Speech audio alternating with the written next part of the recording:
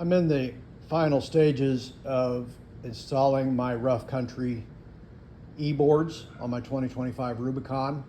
This isn't an installation video, just a couple of tips, things that I did a little different that hopefully will help you. Number one, the instructions tell you to put the front motor guard on right away.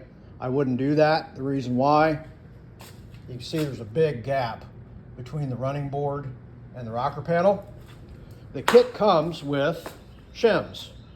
You put these shims between the motor and the back side of that pinch weld, and it'll pull the running boards in for you. If you put the front motor guard on there right away, you'll just be taking it back off if you need to shim. So I left it off. The other thing I did was I took my front seats out. Every video that I've watched, they fight the trim, they fight the carpet. There's really no reason for it. Your seats are held in with 4 bolts. It adds maybe 15 minutes to the total installation. Another thing I did different, the video shows you going through the front plug. I went through the middle. It was easier to get to, and it's above the gas tank, so it's a lot less likely to get water splashed on the bottom side. I was a little worried about water coming up through the hole there and getting underneath my carpet. Instead of running the wire up underneath and behind the dash, I just went right here, right underneath the console, over to the other side.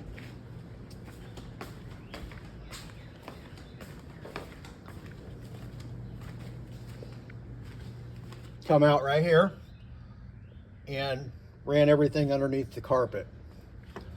Instead of mounting the valet switch on the dash, I didn't like the look of it. I thought it looked cheap.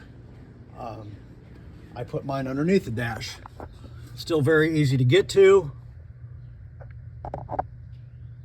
It's, well, hard to see, but it's right there.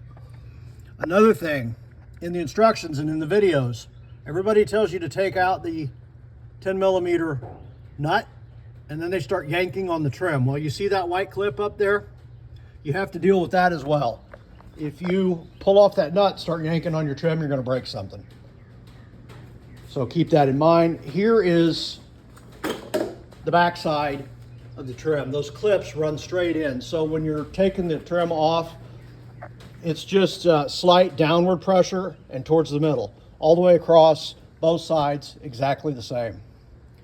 I had plenty of wire to do everything I needed to do. I've actually got lots of spare wire.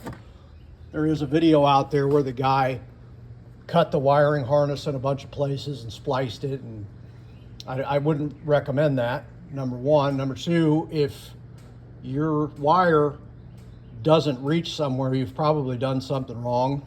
Take a pause, think about it, reroute the wire. I had more than enough wire to do everything I needed to do.